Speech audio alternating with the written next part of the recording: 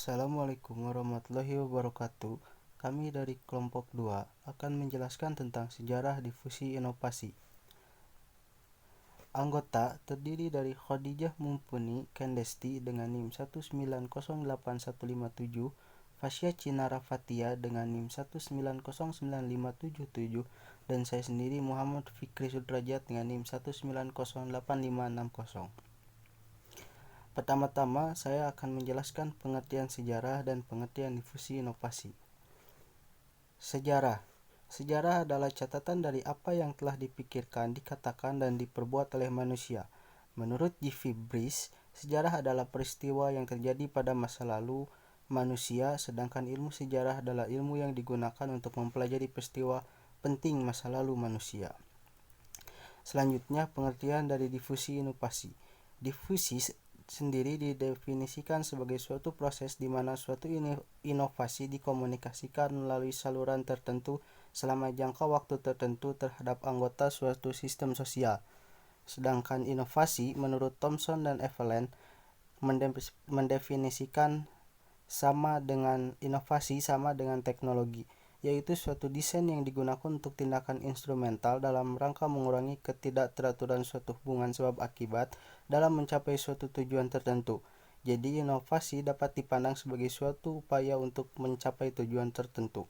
Maka difusi inovasi adalah suatu proses penyebar serapan ide-ide atau hal-hal yang baru dalam upaya untuk merubah suatu masyarakat yang terjadi secara terus-menerus dari suatu tempat ke tempat yang lain, dari suatu kurun waktu ke kurun waktu yang berikut, dari suatu bidang tertentu ke bidang yang lainnya kepada kelompok anggota dari sistem sosial. Sekian yang saya sampaikan, akan dilanjutkan oleh teman saya. Terima kasih. Dalam sejarah Amerika Serikat, teori difusi inovasi telah ada sejak tahun 1950-an. Dalam konteks sejarah yang dimaksud, pemerintah Amerika Serikat melakukan riset untuk mengetahui bagaimana dan mengapa sebagian petani di sana mengadopsi teknik-teknik baru dalam pertanian dan sebagian lainnya tidak. Teori difusi inovasi dari Everett M. Rogers kemudian diformulasikan dalam sebuah buku pada tahun 1962 berjudul Diffusion of Innovation, di mana buku ini dalam perkembangan selanjutnya menjadi landasan pemahaman tentang inovasi, karakteristik inovasi, mengapa orang mengadopsi inovasi, faktor-faktor sosial apa yang mendukung adopsi inovasi, dan bagaimana inovasi tersebut berproses di antara masyarakat. Saya Hadijah Mumpuni Kendesti dengan NIM 1908157 akan menjelaskan tentang faktor pengaruh.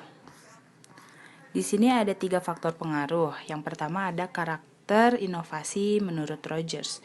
Nah, karakter inovasi menurut Rogers ini dibagi menjadi 5. Yang pertama ada keunggulan relatif, di mana suatu inovasi akan dianggap lebih baik dari yang pernah ada dan dapat diukur dari beberapa segi, seperti segi ekonomi, segi kenyamanan, dan segi lainnya. Lalu yang kedua ada kompatibilitas, di mana inovasi dianggap konsisten dengan nilai-nilai yang berlaku.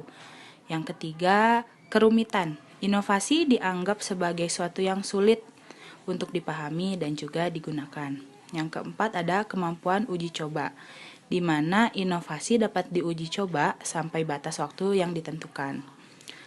Lalu yang terakhir ada kemampuan diamati, di mana hasil inovasi terlihat oleh orang lain. Lalu faktor yang mempengaruhi selanjutnya adalah saluran komunikasi. Tujuan komunikasi itu sendiri adalah tercapainya suatu pemahaman bersama antara 2 atau lebih partisipan terhadap suatu pesan. Lalu yang terakhir ada karakteristik sistem sosial. Dalam sistem sosial terdapat struktur sosial. Dengan ini, Rogers menyebutkan 4 faktor yang mempengaruhi dari proses suatu keputusan. Yang pertama ada struktur sosial, yang kedua norma sistem, yang ketiga pemimpin opini, dan yang terakhir agen perubahan. Sekian presentasi yang bisa kami sampaikan. Mohon maaf jika ada salah kata. Wassalamualaikum warahmatullahi wabarakatuh.